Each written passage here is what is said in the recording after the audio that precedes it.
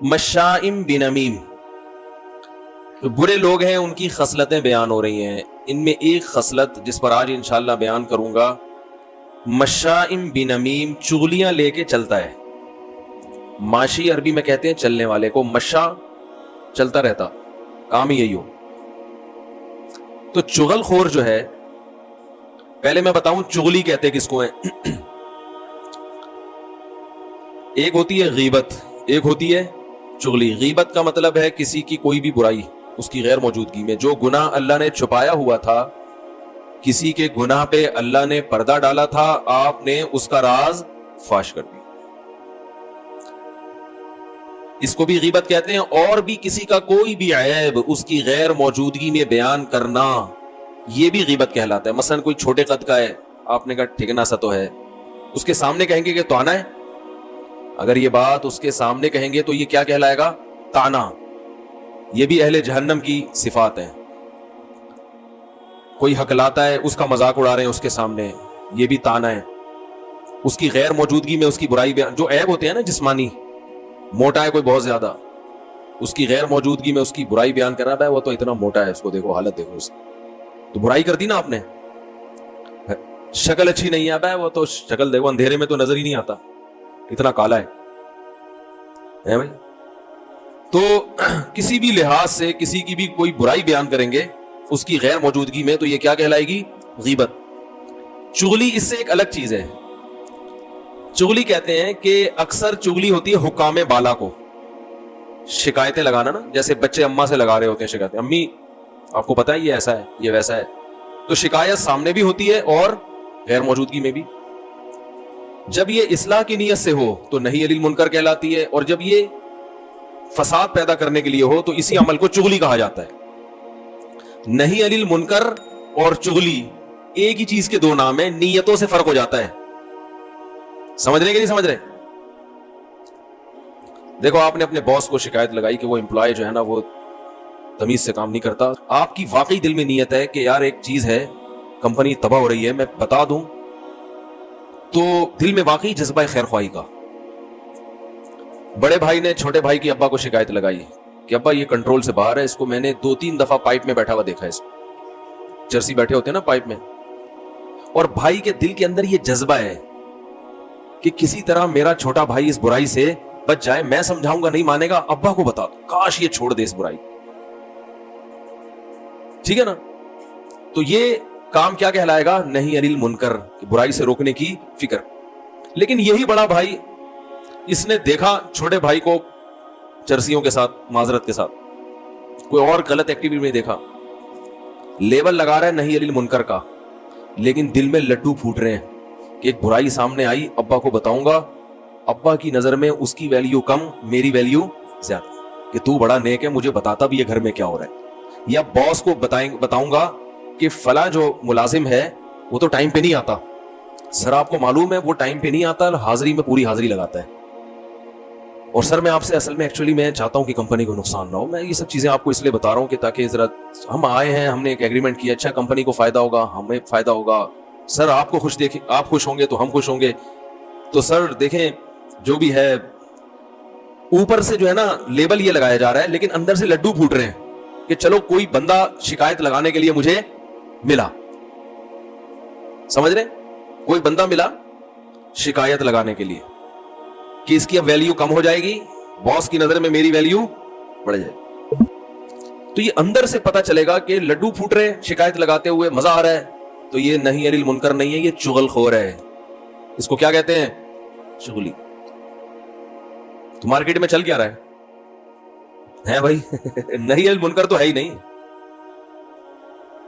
جو چیز چل رہی ہے نا، جب ہم کسی کی شکایت لگاتے ہیں، دل میں خوشی ہو رہی ہے کہ اس کی ویلیو گر رہی ہے، سمجھ لو آپ کی نیت اچھی نہیں، آپ معاشرے میں اصلاح نہیں چاہتے. گھروں میں ایسا ہوتا ہے، گھروں میں رہنے والی خواتین شوہر کے سامنے اس کی بیوی کی برائی کر رہی ہیں. اگر برائی اس نیت سے کی جا رہی ہے بھائی کنٹرول کر لے، ان کا گھر بس جائے گا، خام خمیں ایسا نہ ہو کہ معاملہ اور آگے چل کے خراب ہو جائے، تو یہ ہے نہی عن المنکر، برائی سے روکنے کے لیے کام ہو رہا ہے. لیکن اکثر ایسا ہوتا نہیں ہے. چسکے لے لے کے جب شکایتیں لگائی جائیں گی تو سمجھ لو کہ یہ شکایتیں چغلی میں آتی ہیں، نہیں انل منکر میں نہیں آتی. نہیں انل منکر میں انسان میں اصلاح کا جذبہ ہوتا ہے. لہذا وہ ایسی صورت اختیار کرے گا، سب سے پہلے وہ یہ کام کرے گا کہ اگر شکایت کے بغیر اصلاح ہو جائے تو یہ کام زیادہ اچھا ہے. سمجھ رہے؟ پہلی مثلا بڑے بھائی نے چھوٹے بھائی کو یا چھوٹے نے بڑے کو دیکھا، وہ ڈائریکٹ ابا تک پہنچنے سے پہلے کوشش کرے گا کہ ایک دفعہ خود سمجھائے، بلکہ خود بھی براہ راست بات کرنے کے بجائے کہ یار سامنے والے کو پتا چل جائے گا کہ اس کے راز پر میں مطلع ہو گیا ہوں تو یہ میری نگاہوں میں نہ گر جائے کہیں. یہ بھی تو ہوتا ہے نا. ارے آپ نے کسی کو برائی کرتے ہوئے دیکھا، اب آپ جا کے اس کو بتا رہے ہیں کہ یہ نہ کرو، تو اس سے اس کے دل میں خیال آئے گا کہ یار اس نے مجھے دیکھ لیا ہے، اب میں اس کی نظر میں تو گر گیا. تو اچھے لوگ سامنے بھی نہیں بتاتے، یہ شو کرتے ہیں جیسے ہمیں پتا چلا ہی نہیں ہے. کسی بڑے مولانا صاحب کو آپ نے سگریٹ پیتے ہوئے دیکھ لیا، مولاناؤں پہ تو سوٹ نہیں کر، میں مثال دے رہا ہوں تاکہ ایک مہذب مثال آئے نا. سگریٹ کی مہذب تو نہیں ہے لیکن کوئی ایسی مثال تو برائی تو ہو نا کم از کم. بڑے عالم تھے، علماء سگریٹ نہیں پیتے. بہت سی چیزیں ایک عام لوگوں پہ اتنی بری نہیں ہوتی لیکن علماء پہ آپ نے دیکھا بہت بڑے بزرگ ہیں پی رہے ہیں بیٹھ، چرس نہیں ہے اس میں، خالی سگریٹ پی رہے ہیں. وہ بیچارے چھپ کے پی رہے ہیں، ان کو کوئی عادت پڑ گئی تھی بچپن میں. میں نے ایک مولانا صاحب کو دیکھا تھا سگریٹ پیتے ہوئے، سفر میں تھا. حقیقت ہم سفر میں تھے، ایک مولانا صاحب تھے ہمارے ساتھ، بڑے اچھے عالم ہیں، آپ لوگ جانتے نہیں. تو وہ کیا ہوا کہ ہم کہیں ٹھہرے تو وہ انہوں نے سگریٹ نکالی، کونے میں جا کے نا پی رہے ہیں بیٹھ، جلدی جلدی پی رہے ہیں. میری نظر پڑ گئی تو میں نے ایسا کر دیا جیسے مجھے پتا چلا ہی نہیں. بھائی ان کا ذاتی معاملہ ہے، نہیں پینی چاہیے، غلط چیز ہے، لیکن اب سگریٹ پینا اتنا برا نہیں ہے جتنا میں جا کے بتاؤں مجھے پتا چل گیا، میں نے دیکھ لیا. جیسے بچے نہیں ہوتے، بچے ایسے کر رہے ہوتے ہیں نا، میں نے تو دیکھ لیا. وہ پاگل والا نہیں چھو لیا سنا ہے نا. وہ ایک ڈاکٹر، ابے یار پرانے لوگ تھک جاتے ہیں، کہتے ہیں یار گھسے پٹے لطیفے سنا رہے ہو مفتی صاحب، لیکن نئے لوگوں کا تو حق بنتا ہے نا. وہ ایک پاگل صاحب نکلے، ایک ڈاکٹر نکلا بریف کیس لے کے نا اپنی کلینک سے، بڑا 3 پیس سوٹ ٹائی میں، بڑے مہذب. تو ان کو دور سے ایک پاگل نظر آیا. پاگل تو ویسے کسی بھی چیز کو گھورنے لگتا ہے، تو گھور رہا ہے ڈاکٹر صاحب کو. ڈاکٹر صاحب نے جب اس کی طرف دیکھا ڈر گئے کہ یار پاگل ہے، پتہ نہیں عجیب سا آدمی لگ رہا ہے. تو جانا جس طرف تھا ڈاکٹر صاحب نے، وہ پاگل ہی کی سمت تھی. تو ڈاکٹر صاحب نے سمت چینج کر لی نا ڈر کی وجہ سے، دوسری طرف چلنا شروع ہو گئے. وہ پاگل ہے، اس کو تو کچھ بھی کر لینا، اس کی سمجھ میں کچھ نہیں آیا. اس نے کہا چلو میں بھی ادھر ہی چل لیتا ہوں. بھائی جب پاگل نے ڈاکٹر صاحب کو گھور کے دیکھا تو ڈاکٹر صاحب نے بھی گھور کے دیکھا، تو پاگل اور گھورنے لگا نا. پاگل تو نقل اتارتا ہے نا. اب ڈاکٹر صاحب نے میڈیکل سائنس تو پڑھی ہے، پاگلوں کی نفسیات انہوں نے نہیں پڑھی تھی. تو وہ مخالف سمت میں چلنا شروع ہو گئے. ڈاکٹر نے بھی، وہ پاگل نے بھی اسی سمت میں چلنا شروع کر دیا. ڈاکٹر صاحب نے دیکھا یہ تو ادھر ہی آ رہا ہے، وہ اور گھبرا گئے، تھوڑا اسپیڈ بڑھا لی انہوں نے. پاگل نے بھی اسپیڈ بڑھا لی. ڈاکٹر صاحب نے بھاگنا شروع کیا پاگل نے بھی بھاگنا شروع کیا. اب تگڑ وہ اسپیڈ میں بھاگ رہے ہیں، پاگل پیچھے اسپیڈ میں بھاگا. وہ تو ڈر گئے نا بےچارے، بھاگتے بھاگتے گر گئے. ڈاکٹروں کو بھاگنے کی تربیت تو ہوتی نہیں ہے، دھڑام سے نیچے گرے. پاگل آ کے ان کے اوپر گر کے کہتے چھو لیا. ڈاکٹر نے کمبخت چھونا ہی تھا تو مجھے پہلے بتا دیتا یار، اتنی ٹینشن میں ڈال.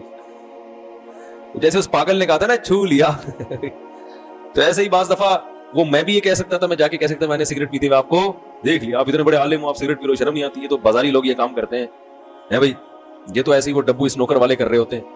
ہم نے دیکھا، ہم کنی کترا کے نکل گئے جیسے ہمیں پتہ ہی نہیں.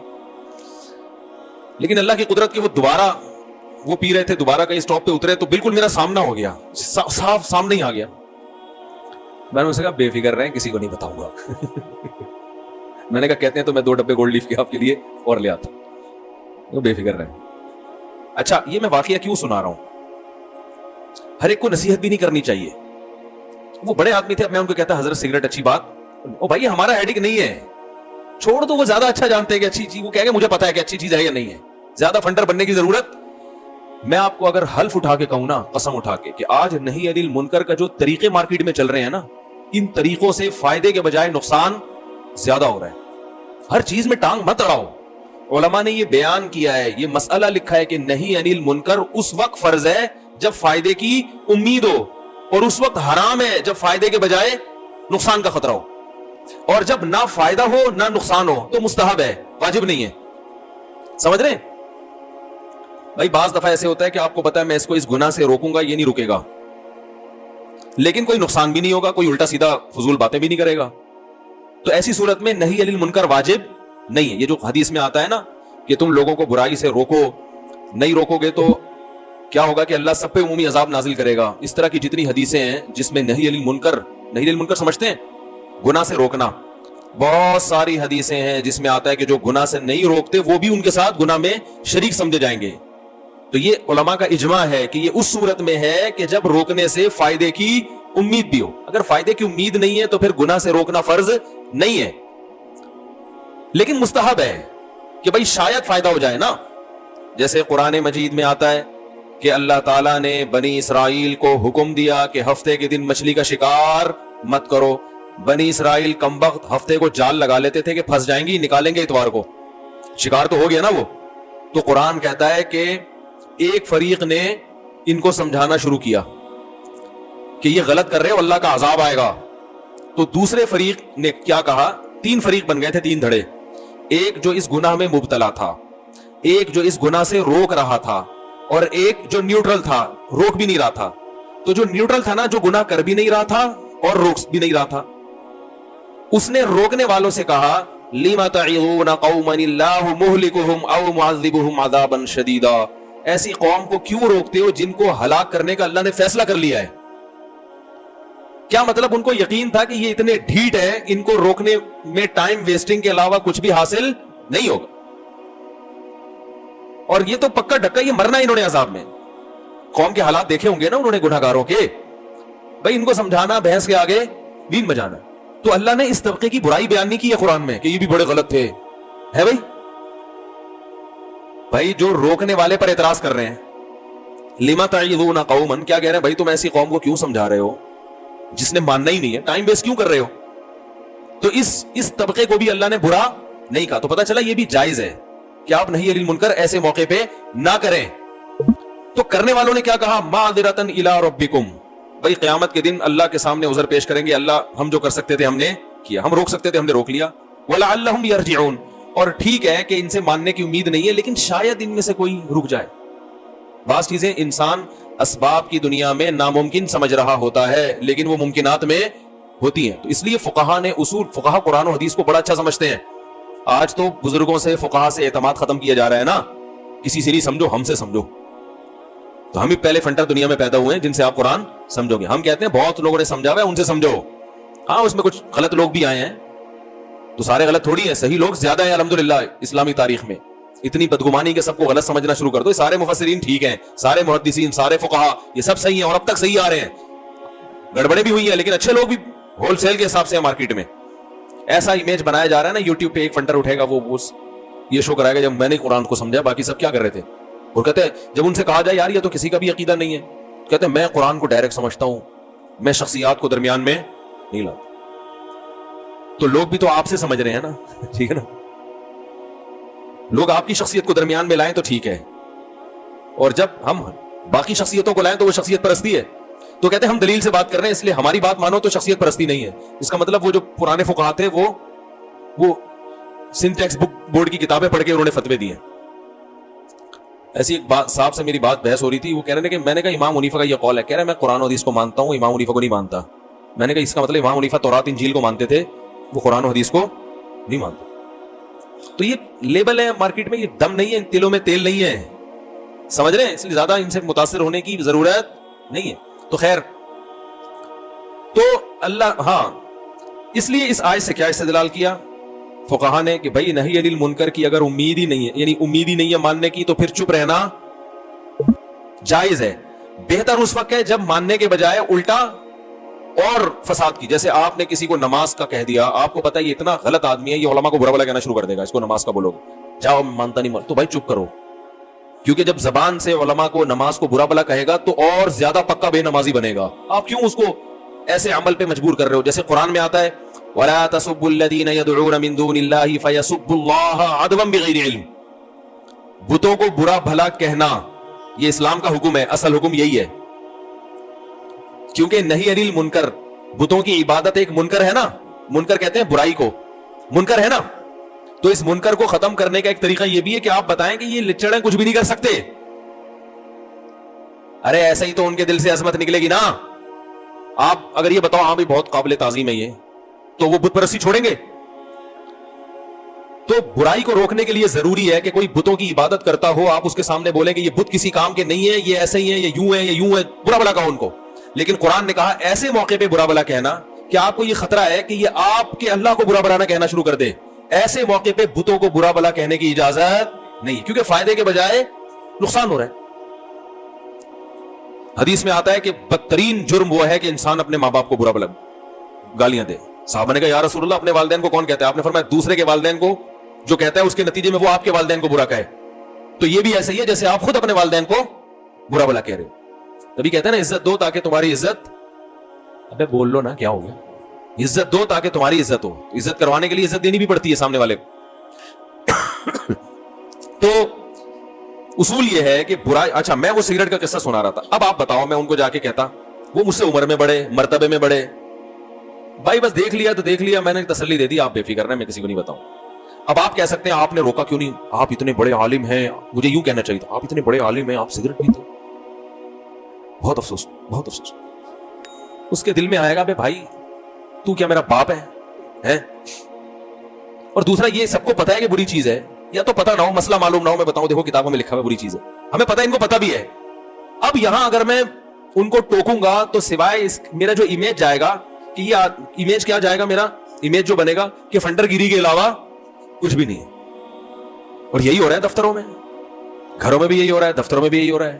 بے موقع سمجھانا شروع کر دیں گے, ہے بھائی, علماء کو سمجھانا شروع کر دیں گے. کسی حکیم کے پاس آپ بیٹھو, اس کو سمجھانا شروع کرو کہ یہ چورن پیٹ کے لیے بہت اچھا ہے, اس کو غصہ آئے گا, بھائی تو فنڈر بن رہا ہے ہمارے سامنے. میں جب ڈاکٹر آتے ہیں نا بیٹھتے ہیں تو زیادہ میڈیکل سائنس کی جو مجھے نالج ہے میں نہیں ان کو بتاتا, اور وہ تو اس لیے بھی کہ ان کو ظاہر ہے ہم سے زیادہ نالج ہے, لیکن کہیں کسی ڈاکٹر سے کوئی الگ تحقیق سن لی, بھائی جو جس فیلڈ کا ماہر ہے نا اس کے سامنے آپ گھننے بن کے بیٹھے رہو, ہمیں نہیں پتا. اگلا انسلٹ محسوس کرتا ہے, سمجھ رہے ہیں کہ نہیں سمجھ رہے, اگلا اپنی بے عزتی محسوس کرتا ہے. یہ انسانی فطرت ہے, یہ انسانی فطرت ہے کہ جو جس فیلڈ کا ماہر ہے آپ اس کے سامنے اگر اسی چیز کی باتیں کرو گے, یہ نیچر ہے کہ وہ یہ محسوس کرتا ہے کہ میری توہین ہو رہی ہے. تو اگر ریسرچ ہے تو وہ ریسرچ کسی اور طریقے سے پارسل کی جائے.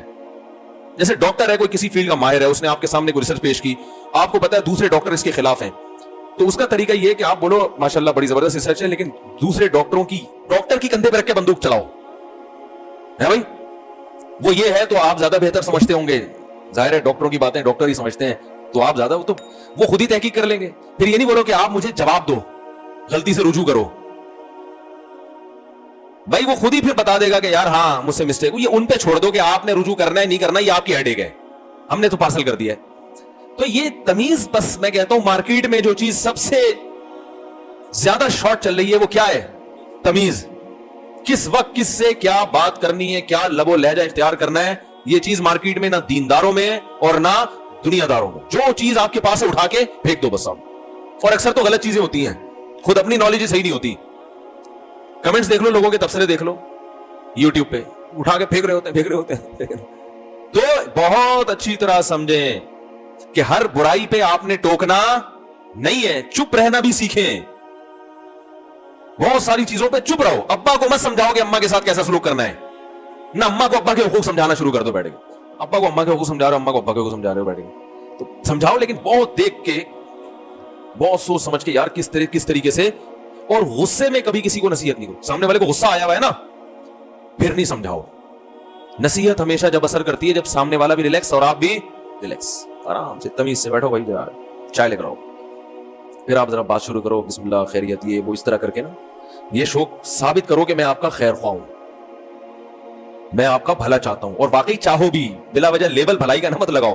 وہی میں نے بتایا, نیت اگلے دل میں جو کچھ ہوتا ہے نا وہ سامنے والا اللہ اس کے دل میں ڈال دیتے ہیں کہ یہ تمہاری بھلائی چاہتا ہے, یہ تمہیں ذلیل کرنے کے لیے, رسوا کرنے کے لیے اس نے بٹھایا ہے. تو یہ دیکھو قرآن مجید میں اللہ نے صحابہ کا جو نہی عن المنکر کا حکم دیا نا, ہم لقمان علیہ السلام کا واقعہ دیکھتے ہیں, اس طرح جہاں بھی نہی عن المنکر کی بات آئی ہے تو قرآن وہاں صبر کی تلقین بھی کرتا ہے. اس سے پتہ چلتا ہے کہ برائی سے روکنے والے کو زیادہ صبر کرنا پڑتا ہے.